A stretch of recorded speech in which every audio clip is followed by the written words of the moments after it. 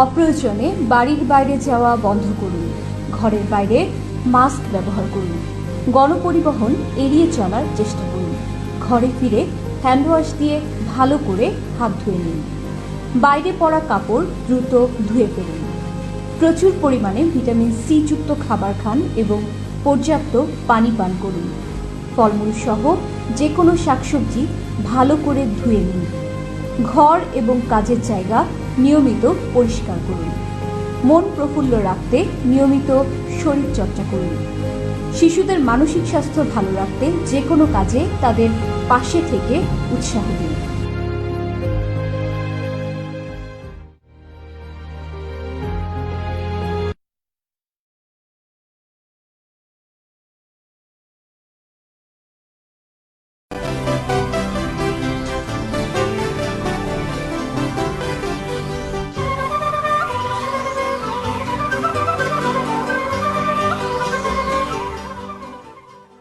বিশ্ব বাংলা 24 বিশ্বায়নে বাঙালিয়ানা।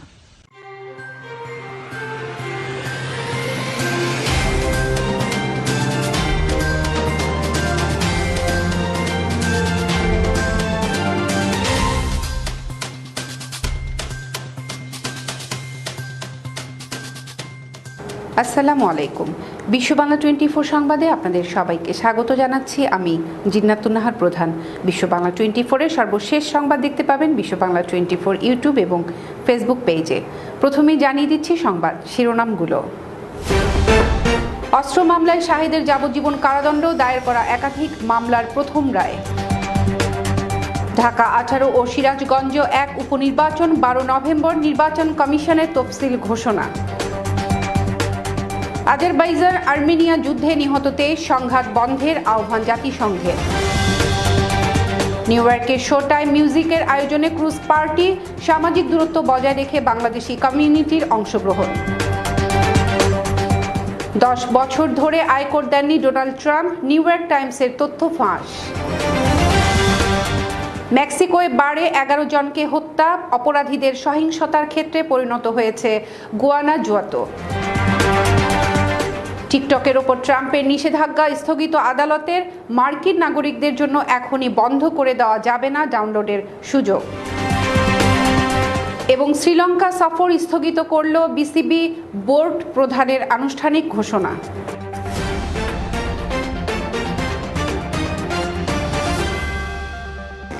দর্শক শুনছিলেন শিরোনাম, এবার বিস্তারিত সংবাদ। রিজেন্ট হাসপাতাল ও রিজেন্ট গ্রুপের চেয়ারম্যান মোহাম্মদ শাহিদের বিরুদ্ধে অস্ত্র আইনে করা মামলায় যাবজ্জীবন কারাদণ্ডের আদেশ দিয়েছেন আদালত। ঢাকা মহানগর দায়রা জজ KM ইমরুল কায়েসের আদালত এ আদেশ দেন। বিভিন্ন অনিয়মের অভিযোগে গত 6 জুলাই রিজেন্ট হাসপাতালের উত্তরা ও মিরপুর শাখার অভিযান চালায় র্যাব। এরপর গত 15 জুলাই র্যাব শাহিদকে সাতক্ষীরার দেবহাটা সীমান্ত থেকে অবৈধ অস্ত্রসহ গ্রেপ্তার করার কথা জানায়। তার বিরুদ্ধে দেবহাটা থানায় অস্ত্র আইনে মামলা দায়ের করা হয়। গ্রেপ্তারের পরেই তাকে ঢাকায় নিয়ে আসা হয়। গত 19 জুলাই শাহিদকে নিয়ে তার উত্তরার বাসার সামনে অভিযান চালায় ডিবি পুলিশ।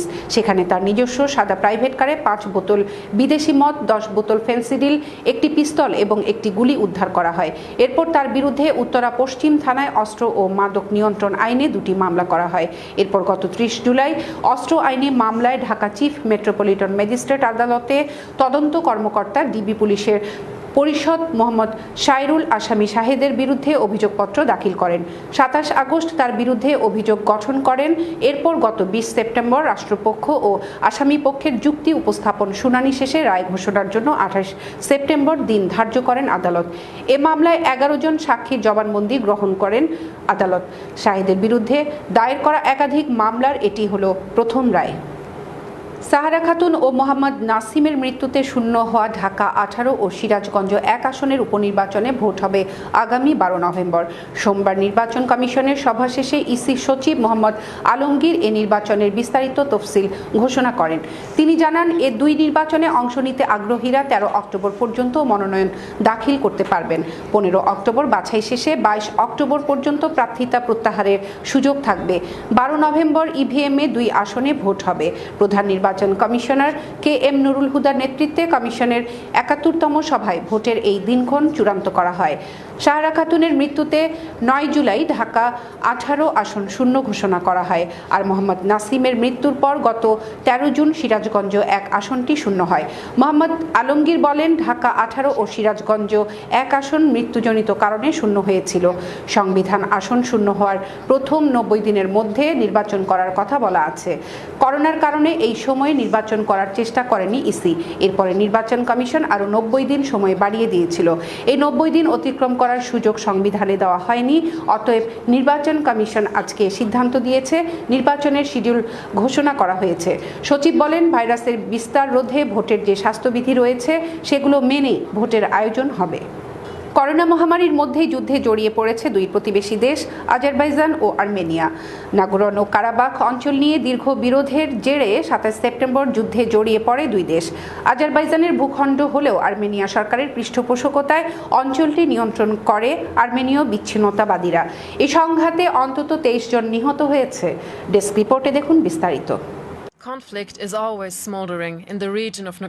নাগোর্নো কারাবাখ অঞ্চল নিয়ে আজারবাইজান ও আর্মেনিয়ার জড়িয়ে পড়া যুদ্ধে প্রায় ২ ডজন বেসামরিক মানুষ নিহত হয়েছে। নিহতদের মধ্যে ১৮ জন আর্মেনিয়ার নাগরিক, বাকি ৫ জন আজারবাইজানের নাগরিক বলে জানা গেছে। নিহতদের মধ্যে ১৬ আর্মেনীয় বিচ্ছিন্নতাবাদীও রয়েছে বলে বিদ্রোহী গোষ্ঠীদের পক্ষ থেকে নিশ্চিত করা হয়েছে। বাকি ২ জন বেসামরিক নাগরিক। বিচ্ছিন্নতাবাদী দলটির নেতারা জানিয়েছেন, প্রাণহানি ছাড়াও তাদের শতাধিক সদস্য আহত হয়েছে। আজারবাইজানে নিহত ৫ জনের সবাই একই পরিবারের সদস্য। আর্মেনীয় বিচ্ছিন্নতাবাদীদের গোলাবর্ষণে তারা নিহত হয়। আর্মেনিয়ার প্রতিরক্ষা মন্ত্রীর দাবি, রবিবার স্থানীয় সময় ভোর ৪:১০ দিকে হামলা চালায় আজারবাইজান। এর জবাবে আর্মেনিয়ার বাহিনী প্রতিপক্ষের ২টি হেলিকপ্টার, ৩টি ড্রোন, ভূপতিত ও ৩টি ট্যাঙ্ক ধ্বংস করেছে। অন্যদিকে আজারবাইজান বলছে, হামলার শিকার হওয়ার পর তারা পাল্টা হামলা চালিয়েছে। ১৯৮০-এর দশকের শেষ দিকে কারাবাখ অঞ্চলে আর্মেনিয়া ও আজারবাইজানের মধ্যে যুদ্ধ শুরু হয়। ১৯৯১ সালে সাবেক সোভিয়েত ইউনিয়নের পতনের মুহূর্তে সংঘর্ষ চূড়ান্ত আকার ধারণ করে। ১৯৯৪ সালে দুই পক্ষের মধ্যে যুদ্ধবিরতি প্রতিষ্ঠার আগ পর্যন্ত এ সংঘর্ষে ৩০,০০০ মানুষ নিহত হয়। কারাবাখ অঞ্চলটি আজারবাইজানের ভেতরে হলেও ইয়েরেভান সরকারের পৃষ্ঠপোষকতা নিয়ে তা নিয়ন্ত্রণ করছে আর্মেনীয় বিচ্ছিন্নতাবাদীরা। মূলত এ নিয়ে সংঘাতের সূত্রপাত। নতুন করে সংঘাতের জন্য আর্মেনিয়াকে দায়ী করেছে আজারবাইজান। অন্যদিকে তুরস্কের পক্ষ থেকে আর্মেনিয়ার আচরণকে আজারবাইজানের বিরুদ্ধে উস্কানি হিসেবে উল্লেখ করা হয়েছে। দেশকে যুদ্ধের দিকে ঠেলে দেওয়ায় আর্মেনীয়দের প্রতি দেশটির শাসকদের বিরুদ্ধে রুখে দাঁড়ানোর আহ্বান জানিয়েছেন তুর্কি প্রেসিডেন্ট রজব তাইয়েব এরদোয়ান। তিনি বলেছেন, যেসব নেতারা আর্মেনিয়াকে বিপর্যয়ের দিকে নিয়ে যাচ্ছেন এবং নাগরিকদের পুতুলের মতো ব্যবহার করছেন, তাদের বিরুদ্ধে আর্মেনীয়দের রুখে দাঁড়ানো উচিত। এ যুদ্ধ থেকে তুরস্ককে দূরে রাখতে আন্তর্জাতিক সম্প্রদায়ের প্রতি আহ্বান জানিয়েছে আর্মেনিয়া। আজারবাইজান ও আর্মেনিয়ার প্রতি সংঘাত বন্ধের আহ্বান জানিয়েছে জাতিসংঘ। দুই দেশের মধ্যে আলোচনার আহ্বান জানিয়েছে রাশিয়া, আর দ্বিপাক্ষিক আলোচনার মধ্যস্থতার প্রস্তাব দিয়েছে ইরান। ডেস্ক রিপোর্ট, বিশ্ব বাংলা 24। নিউ ইয়র্কের শো টাইম মিউজিকের আয়োজনে ক্রুজ পার্টি অনুষ্ঠিত হয়েছে। মনোরম এ আয়োজনে অংশ নেন নিউ ইয়র্কের বাংলাদেশি কমিউনিটির বিশিষ্ট ব্যক্তিবর্গ সহ সাংস্কৃতিক অঙ্গনের বিভিন্ন ব্যক্তিত্ব। ডেস্ক রিপোর্টে দেখুন বিস্তারিত। করোনা মহামারীর আতঙ্ককে দূরে ঠেলে সামাজিক দূরত্ব বজায় রেখে নিউ ইয়র্কে ক্রুজ পার্টি। শো টাইম মিউজিকের কর্ণধার খান আলমের উদ্যোগে মনোরম এ আয়োজনে অংশ নেন নিউ ইয়র্কের বাংলাদেশি কমিউনিটির বিশিষ্ট ব্যক্তিবর্গ সহ সাংস্কৃতিক অঙ্গনের বিভিন্ন ব্যক্তিত্ব। আয়োজনে অংশ নেওয়া সকলকে ধন্যবাদ জানিয়ে এমন উদ্যোগের কথা তুলে ধরেন শো টাইম মিউজিকের কর্ণধার Khan Alam. Golden age home care আয়োজিত এবং শো টাইমের ব্যবস্থাপনা আজকের এই রিভার ক্রুজে যারা এসেছেন তাদের সবাইকে ধন্যবাদ। আমি ধন্যবাদ জানাই আমাদের আজকের এই অনুষ্ঠানের সব স্পন্সর, দর্শক, পৃষ্ঠপোষক। স্পেশাল থ্যাংক ইউ জানাই আমাদের আকাশ খান, সিইও অফ বিশ্ব বাংলা 24 চ্যানেল। আপনাদের সকলকে ধন্যবাদ। আগামীতে আমরা আরও অনুষ্ঠান করব। আপনাদের সাহায্য কামনা করছি ভবিষ্যতে। এমন আয়োজনের জন্য আয়োজকদের ধন্যবাদ জানান ক্রুজ পার্টিতে অংশ নেওয়া বিশিষ্ট ব্যবসায়ী শাহ নেওয়াজ। আমাদের গোল্ডেন এজ হোম কেয়ার আয়োজিত রিভার ক্রুজে এসেছি। ডাইনামিক, আমরা অনেক কিছুই থেকেই আমরা এই ধরনের প্রোগ্রাম থেকে বঞ্চিত ছিলাম। আমরা আজকের এই অল্প কিছু লোকজনের মাধ্যমে অল্প ছোট পরিসরে আমরা আজকের এই রিভার ক্রুজ করছি। আলম আয়োজন করেছে এটা গোল্ডেন এজ হোম কেয়ারের আয়োজনে। সো আমরা আনন্দ করছি। ধন্যবাদ সকলকে। জমকালো আয়োজন, বিভিন্ন পদের খাবারের আয়োজন, সাংস্কৃতিক অনুষ্ঠানের মধ্য দিয়ে সমাপ্ত হয় এই ক্রুজ পার্টি। ডেস্ক রিপোর্ট, বিশ্ব বাংলা 24।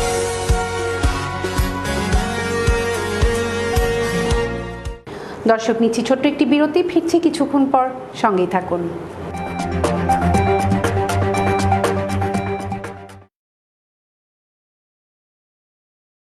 আপনি কি হোম কেয়ারের কথা ভাবছেন? তাহলে আজই যোগাযোগ করুন আমাদের সাথে। আমাদের ফোন নম্বর 7187757852। গোল্ডেন হোম কেয়ার থেকে যে মেয়ে দিয়েছে, ও খুবই ভালো যত্ন নেয় আমার।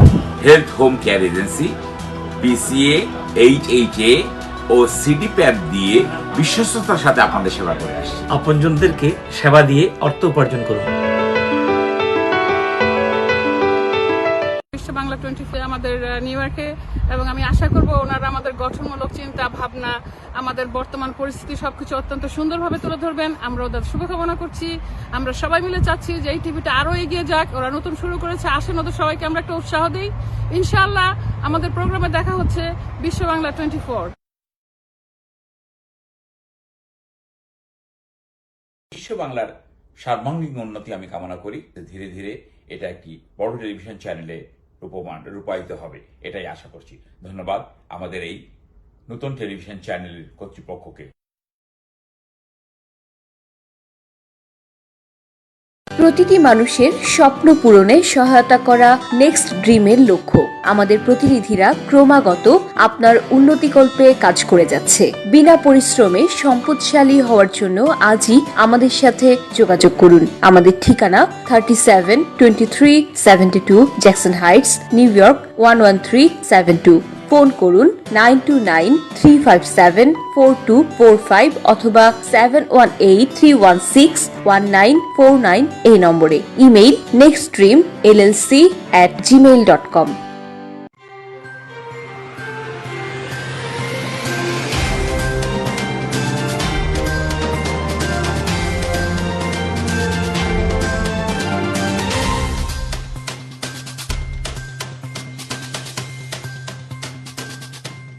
ফিরে এলাম বিরতির পর। যুক্তরাষ্ট্রের আসন্ন প্রেসিডেন্ট নির্বাচনের মুখে রীতিমতো যেন বোমা ফাটালো দেশটির প্রভাবশালী সংবাদ মাধ্যম নিউ ইয়র্ক টাইমস। পত্রিকাটি জানিয়েছে, গত 15 বছরের মধ্যে 10 বছরই আয়কর দেননি ট্রাম্প। 2016 ও 17 সালে পরপর 2 বছর তিনি মাত্র $750 করে আয়কর দিয়েছেন। 2016 সালে তিনি প্রেসিডেন্ট নির্বাচিত হন। তার পরের বছর মার্কিন প্রেসিডেন্ট হিসেবে 1 বছর দায়িত্ব পালনের সময় এই পরিমাণ কর দিয়েছেন তিনি। নিউ ইয়র্ক টাইমসের প্রতিবেদনে বলা হয়েছে, তাদের কাছে সব নথিপত্র রয়েছে, যা থেকে বোঝা যাচ্ছে ট্রাম্প কর দেননি। আর ট্রাম্প এই খবরকে ফেক নিউজ বা ভুয়া খবর বলে উড়িয়ে দিয়েছেন।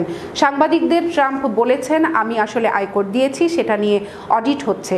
দীর্ঘ সময় ধরে অডিট হয়েই চলেছে। 1970 সালের পর থেকে তিনি প্রথম মার্কিন প্রেসিডেন্ট যিনি আয়করের রিটার্ন প্রকাশ করলেন না। এটা অবশ্য আইন অনুযায়ী তিনি করতে বাধ্য এমন নয়। তবে অন্য মার্কিন প্রেসিডেন্টরা সাধারণত স্বচ্ছতার জন্য নিজের আয়কর রিটার্ন প্রকাশ করে দিতেন। নিউ ইয়র্ক টাইমসের রিপোর্টেও বলা হয়েছে, ট্রাম্পের সঙ্গে ইন্টারনাল রেভিনিউ সার্ভিসের 1 দশক ধরে বিরোধ চলছে। ট্রাম্প তার বিশাল ক্ষতি দেখিয়ে $7.29 লাখ ট্যাক্স রিফান্ড দাবি করেছেন। তবে ব্যবসায় ক্ষতি দেখিয়ে ট্যাক্স রিফান্ড চাইলেও বাস্তবে তিনি প্রচুর সম্পদের মালিক। তবে ট্রাম্পের দাবি, তার গল্ফ কোর্স ও হোটেলগুলো বছরের পর বছর কোটি কোটি ডলার ক্ষতি করছে। এমন হিসাব দেখিয়ে দীর্ঘদিন থেকেই ট্যাক্স রিফান্ডের দাবি করে আসছেন ডোনাল্ড ট্রাম্প। মেক্সিকোর মধ্যাঞ্চলীয় রাজ্য গুয়ানাজুতোর একটি বারে এক সহিংস ঘটনায় 11 জনের মৃত্যু হয়েছে। গুয়ানাজুতোর অ্যাটর্নি জেনারেল দপ্তর এক বিবৃতিতে জানিয়েছে, রোববার ভোর রাতে ফেরাল দেল প্রোগ্রেসে শহরের ওই বারটিতে 7 জন পুরুষ ও 4 জন নারীর লাশ পাওয়া গেছে। সেখানে গুলিতে আহত অপর একজন নারীকেও পাওয়া গেছে বলে জানিয়েছেন কর্তৃপক্ষ। মেক্সিকোর গাড়ি নির্মাণ শিল্পের কেন্দ্রস্থল গুয়ানাজুয়াতো অপরাধীদের সহিংসতার ক্ষেত্রে পরিণত হয়েছে। এখানে 2 অপরাধী গোষ্ঠী স্থানীয় সান্তা রোসা দে লিমা ও শক্তিশালী জালিস্কো নিউ জেনারেশন কার্টেলের মধ্যে প্রায় প্রাণঘাতী লড়াইয়ের ঘটনা ঘটছে। জুলাইয়ে এই প্রদেশটির একটি মাদক নিরাময় কেন্দ্রে বন্দুকধারীরা 24 জনকে হত্যা করেছিল। সরকার অপরাধী দলগুলোর সহিংসতা বন্ধ করার প্রতিশ্রুতি দেওয়া সত্ত্বেও দেশটি রেকর্ড খুনের হারে জর্জরিত হয়ে পড়েছে। টিকটক নিষেধাজ্ঞা নিয়ে দৃশ্যত ধাক্কা খেলেন মার্কিন প্রেসিডেন্ট ডোনাল্ড ট্রাম্প। ওয়াশিংটনের একটি আদালত জানিয়েছে মার্কিন নাগরিকদের জন্য টিকটক ডাউনলোডের সুযোগ এখনই বন্ধ করে দেওয়া যাবে না। সেপ্টেম্বরের শেষ সপ্তাহে মার্কিন নাগরিকদের ফোনে টিকটক আর ডাউনলোড করা যাবে না বলে সিদ্ধান্ত দিয়েছিল ট্রাম্প প্রশাসন। অবশ্য একই সঙ্গে ট্রাম্প বলেছিলেন টিকটক যদি কোনো মার্কিন সংস্থা কিনে নেয় তাহলে সিদ্ধান্ত পুনর্বিবেচনা করা হবে। এই মাসেই টিকটকের মার্কিন শেয়ার কিনে নিয়েছে ওরাকল, কিন্তু যেভাবে তারা এটি কিনেছে তা নিয়ে এখনও মার্কিন প্রশাসন সন্তুষ্ট নয় বলে প্রতীয়মান হচ্ছে। এই পরিস্থিতিতে ট্রাম্পের আগের সিদ্ধান্ত এখনও বদলায়নি। ফলে রবিবারই যুক্তরাষ্ট্রে টিকটক ডাউনলোড বন্ধ হয়ে যাওয়ার কথা ছিল, কিন্তু টিকটক প্রস্তুতকারক সংস্থা মার্কিন আদালতে শরণাপন্ন হয়। সংস্থাটির দাবি ডাউনলোড বন্ধ হয়ে গেলে তারা বিপুল ক্ষতির মুখে পড়বে। এত বিশাল ক্ষতি সামাল দেওয়ার সাধ্য তাদের নেই। ওই আবেদনের প্রেক্ষিতে টিকটক ডাউনলোডের সুযোগ আপাতত বহাল রাখার নির্দেশ দিয়েছেন আদালত। তবে সরকারের সঙ্গে সমঝোতায় না এলে আগামী 12 নভেম্বর থেকে যুক্তরাষ্ট্রে টিকটক পুরোপুরি নিষিদ্ধের ট্রাম্প প্রশাসনের সিদ্ধান্ত এখনও বহাল রয়েছে। এ ব্যাপারে আদালত ভিন্ন কোনো নির্দেশনা দেয়নি। এবার খেলার খবর। কঠিন শর্তের মারপ্যাচে শ্রীলঙ্কা সফর স্থগিতই হয়ে গেল। গত 14 সেপ্টেম্বর বোর্ড প্রধান নাজমুল হাসান জানিয়েছিলেন শ্রীলঙ্কার দেওয়া কঠিন শর্তে সফর করা সম্ভব নয়। সোমবার মিরপুরে এ নিয়ে বোর্ড প্রধান দিলেন আনুষ্ঠানিক ঘোষণা। এর ফলে গত 2 সপ্তাহ ধরে চলা অপেক্ষার অবসান হলো। মিরপুর শেরে বাংলা স্টেডিয়ামে বোর্ড প্রধান নাজমুল হাসান পাপন বলেছেন অনেক সময় দেওয়া হয়েছে, আর অপেক্ষা করার সুযোগ নেই। সুতরাং আপাতত আমরা শ্রীলঙ্কা সফর স্থগিত করলাম। শ্রীলঙ্কার সিরিজকে সামনে রেখে 19 জুলাই থেকে ক্রিকেটাররা ব্যক্তিগত উদ্যোগে অনুশীলন শুরু করেন। অনিশ্চয়তা মাথায় নিয়ে 20 সেপ্টেম্বর কোচদের অধীনে অনুশীলন শুরু করেন ক্রিকেটাররা। এরপর গত 2 দিন ক্রিকেটারদের ছুটি দেয় বিসিবি। হোটেলে আইসোলেশনে থাকলেও এই মুহূর্তে ক্রিকেটাররা যার যার বাসাতে চলে গেছেন। এর আগে গত 13 সেপ্টেম্বর বিসিবি বরাবর চিঠি পাঠায় লঙ্কান বোর্ড। সেই শর্ত অনুযায়ী শ্রীলঙ্কায় দল পাঠাতে ইচ্ছুক ছিল না বিসিবি। এরপর শ্রীলঙ্কা তাদের সরকারের সঙ্গে কথা বলে সিরিজটি আয়োজনের ব্যাপারে উদ্যোগী হয়, কিন্তু শেষ পর্যন্ত তাদের উদ্যোগ আর সফল হলো না। সূচি অনুযায়ী গত 27 সেপ্টেম্বর শ্রীলঙ্কা সফরে যাওয়ার কথা ছিল মুশফিক মুমিনুলদের। ক্রিকেট পরিচালনা বিভাগের চেয়ারম্যান আকরাম খানের কথায় আশাও দেখা দিচ্ছিল, কিন্তু সোমবার সে আশাও শেষ হয়ে গেল বোর্ড প্রধানের কথায়। করোনা মহামারীর মাঝে অন্য দেশগুলো যে প্রক্রিয়ায় আন্তর্জাতিক ক্রিকেটে ফিরেছে, শ্রীলঙ্কা সেখানে ব্যতিক্রম। 14 দিনের কোয়ারেন্টিনে যে শর্ত জুড়ে দিয়েছে তারা তা এক কথায় অবাস্তব। 2 সপ্তাহ হোটেল রুমে বন্দি থাকতে হবে বাধ্যতামূলক। এই 14 দিনে বাংলাদেশের টিম হোটেলের মধ্যে যদি ক্রিকেটারদের জিম, সুইমিং পুলের ব্যবস্থায় আন্তরিক হতো লঙ্কানরা, তাহলে হয়তো সিরিজটি মাঠে গড়ানো সম্ভব হতো।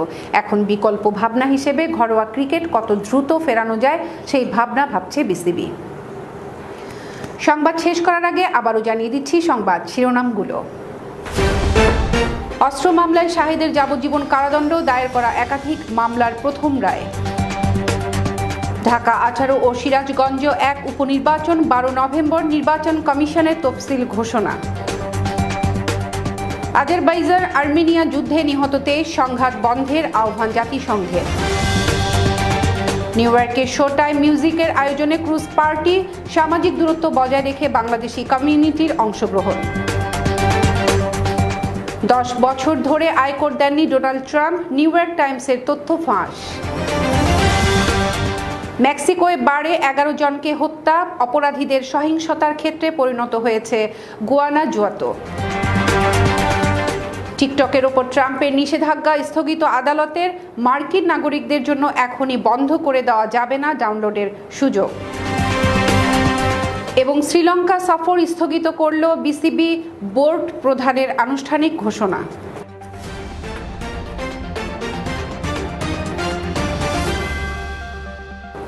এতক্ষণ সাথে থাকার জন্য ধন্যবাদ সবাইকে। আরও একবার বিশ্ব বাংলা 24 দেখার আমন্ত্রণ জানিয়ে শেষ করছি এখনকার সংবাদ আয়োজন। করোনা ভাইরাস থেকে বাঁচতে স্বাস্থ্যবিধিগুলো মেনে চলুন, নিরাপদ ও সুস্থ থাকুন। আল্লাহ হাফেজ।